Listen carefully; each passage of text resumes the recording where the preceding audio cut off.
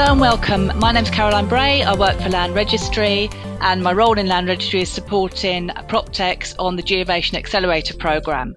So this is a programme that supports early stage startup companies with property and location data that work on solutions to help in improving the home buying and selling process and things around the home buying and selling process.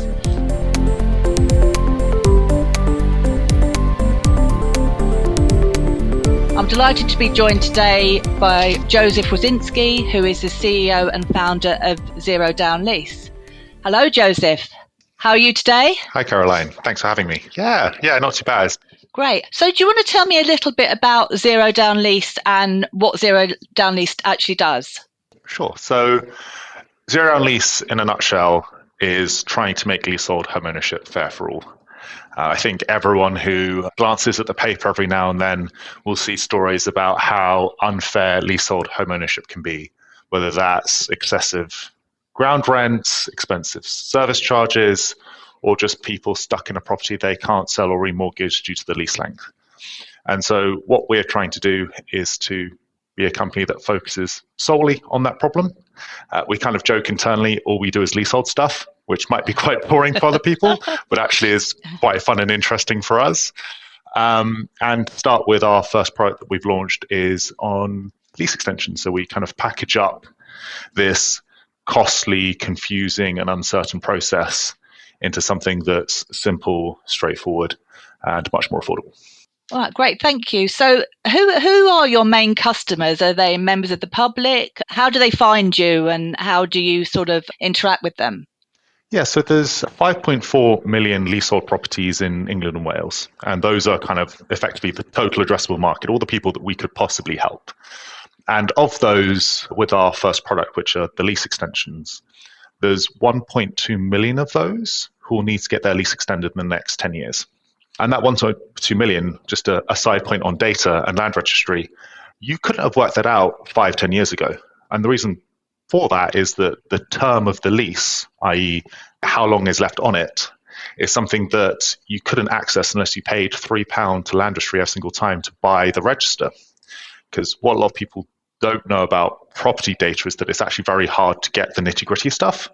And Land Registry released the registered leases dataset, which allowed us to do that analysis so we can say, over the next 10 years, here are the properties that need to get this done. And in terms of how we go about finding those 1.2 million, it's primarily digital advertising, nothing crazy. We're not reinventing the wheel here, search engine advertising, social media advertising. We get a fair few from referrals from existing customers. Yeah, just the kind of normal startup acquisition channels there. Thanks, Josef. Actually, I did take a quick look at your Trustpilot reviews, and you've got 63 of them, and they're all like really good. But one that really stood out for me, because I think it just came out to me on the screen, Zero Down Lease is much more than a 5-star. So you're obviously doing something right with all these customers that you're bringing on board and helping them with their leasehold properties. It's also really good to hear that you of making good use of the leasehold data set from Land Registry, because that's one of the reasons we joined Geovation, was to actually get more people access to the data sets we have. So that's great news for us. So thank you for that feedback. Just going into Geovation itself. So I think you were, if I remember rightly, you were selected in spring 22. You came onto the program then, is that right? Yeah. So the business was founded 2 years ago in March. So we're a little over 2 years now. And yeah, when we joined Geovation, it was a shadow of what we are today. So it was myself and one or two other people working part-time. And we'd done a handful of sales. We didn't know anywhere near what we know today. And we kind of entered into Geovation with kind of the start of something. Like, we didn't necessarily have everything bottomed out, everything fully clear, but we knew we'd found a problem. And I think what Geovation was really useful for us was to help refine that problem and really help us understand who we're serving and how we go about serving them and what our solution and product should be for them. Because most of our customers are homeowners themselves.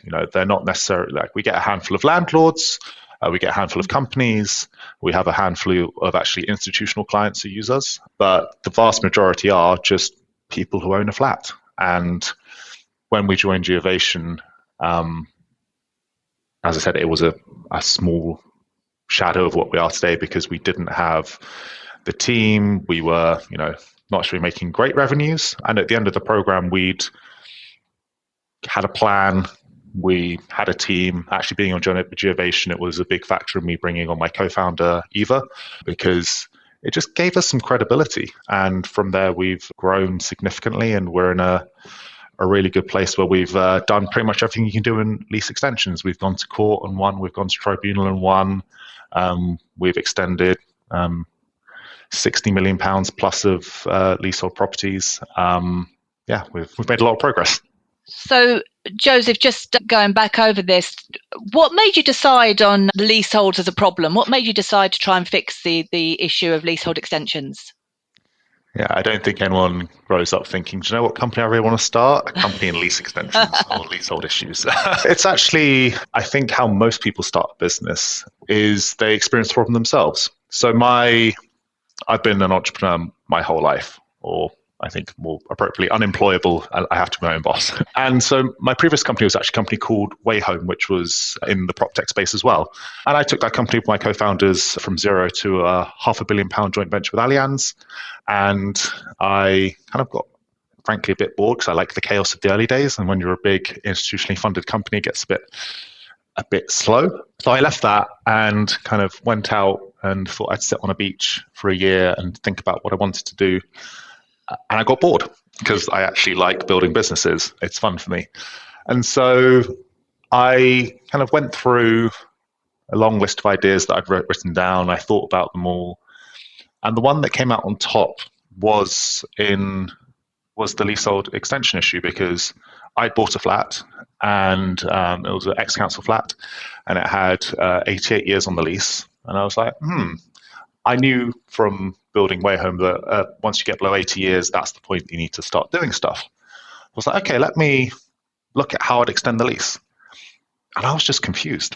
I was lost and confused. I didn't understand. And that had been after spending 7 years building a Proptech startup across the whole thing. So valuation, the legal process, institutional fundraising, building risk scoring, how to do all this stuff.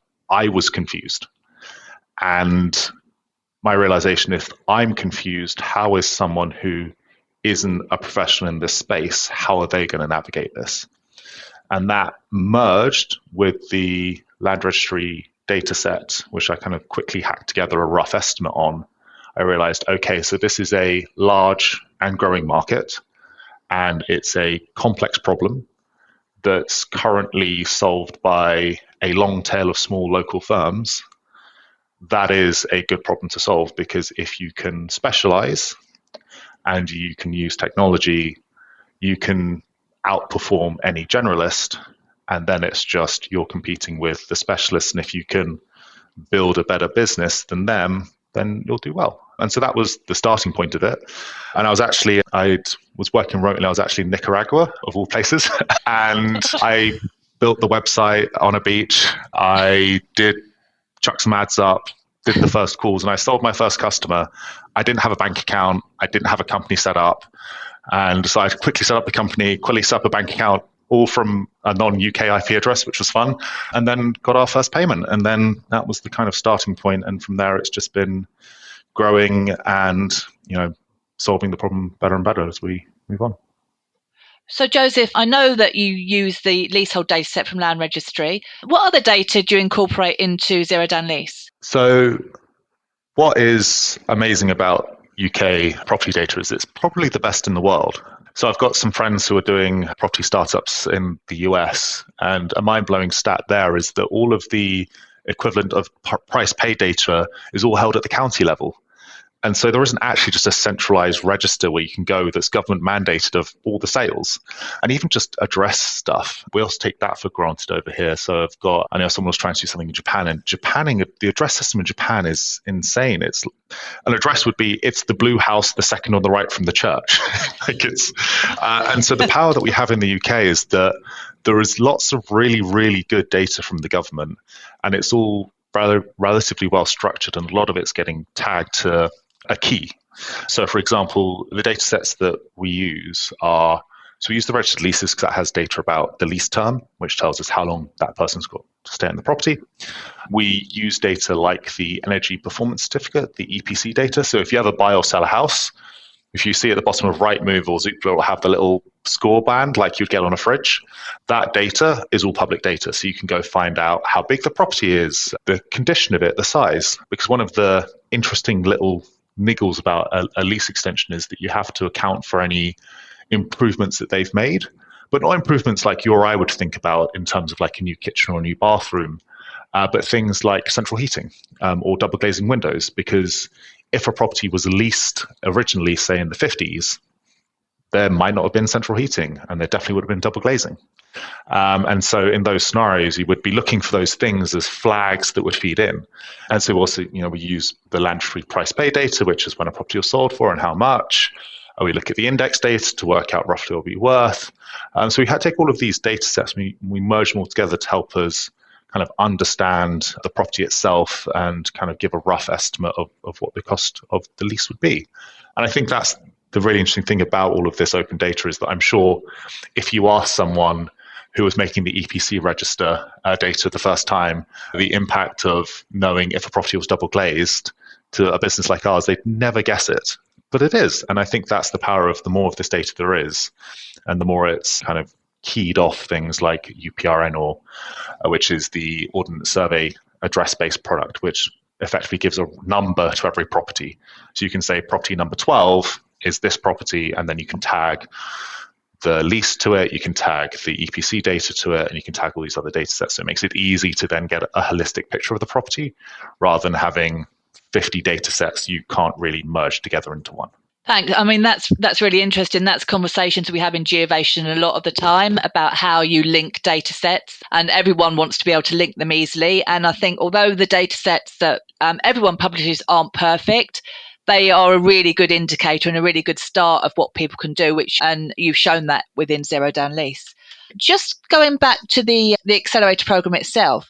So what do you think the main benefits you got from being part of the program, say in the first 6 months up to when you did the showcase? Yeah, so I think there's kind of 4 or 5 that stick out to me. One of the things the program offers is it offers kind of coaching and mentoring. Now, for someone like me, that wasn't as useful because I've done a lot of the stuff before. But it was still useful to have experts to bounce stuff ideas. So a lot of the time there would be like, here's a talk around, building a financial model, or here's a talk around marketing, which were kind of useful refreshers. But the really valuable bit was with all of them, you'd have time with that expert afterwards.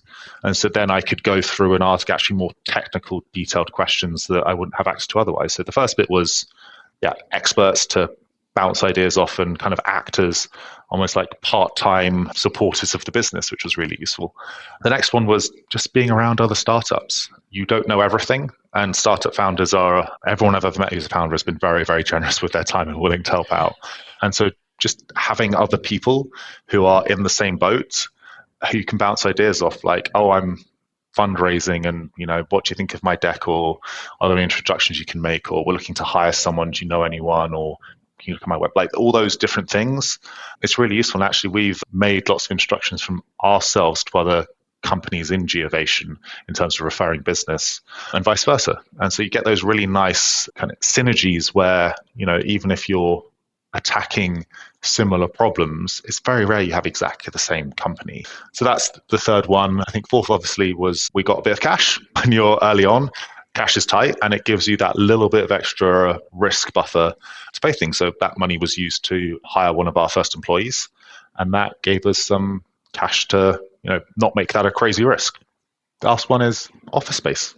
It is really nice to have one. So way back in the day, there used to be Google Campus, which was a free office space that all the startups used to go to. And you have to queue up in the morning outside to get a desk. But they shut that down probably 5-6 years ago now. And so there isn't really a space that you can go as a startup and get access to office space to grow and innovate. And I think that's a really high leverage way, because once you've got an office, it does just create give it a little bit more certainty, a little bit more reality. When talking to people and interviewing, it makes it real. And it's nice to not be stuck at your home office working every single hour of every day.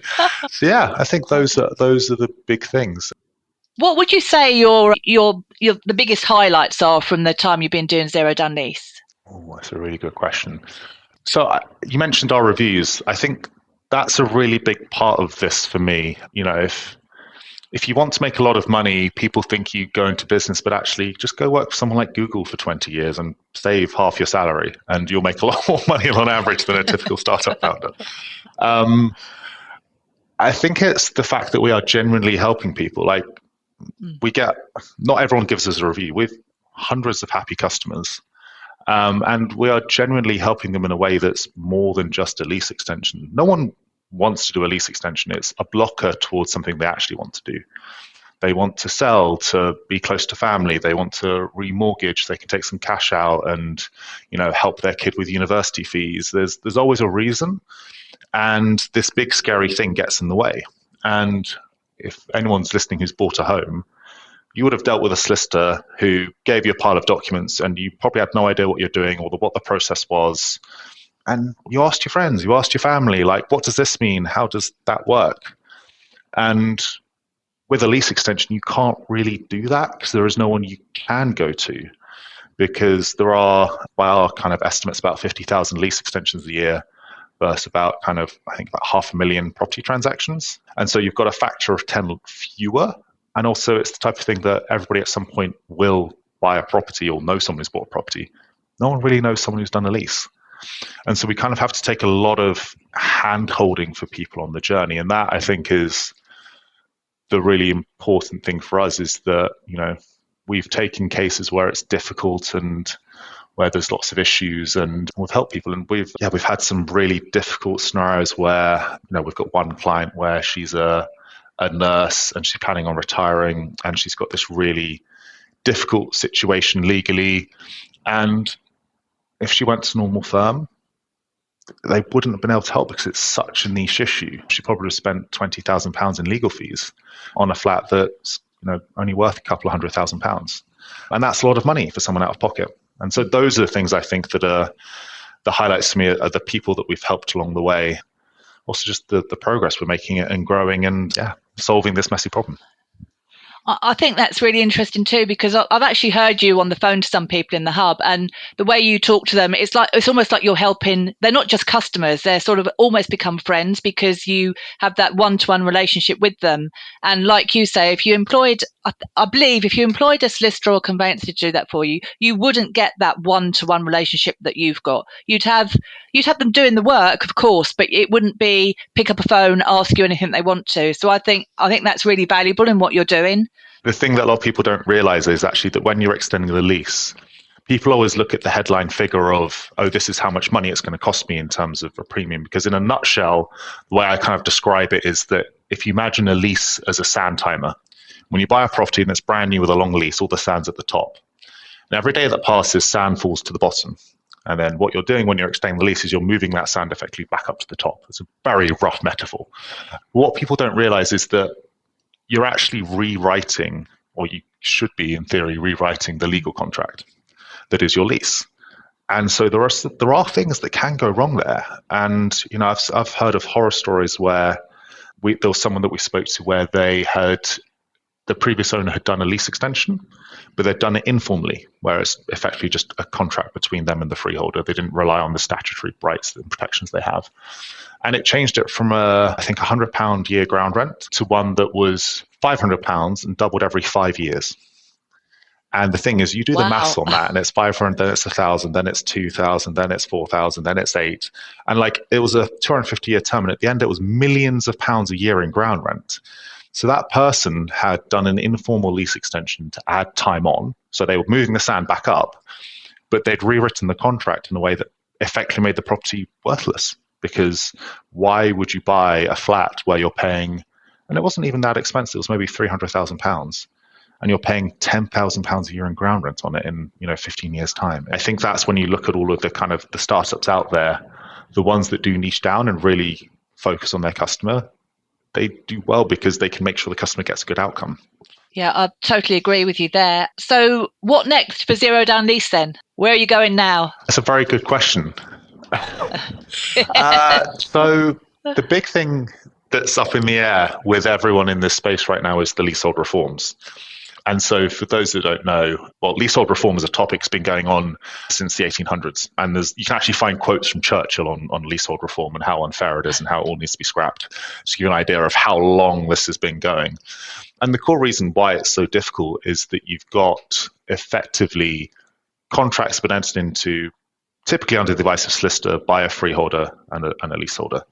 And the problem you have is in order to make it cheaper for a leaseholder, you effectively have to take money from the freeholder.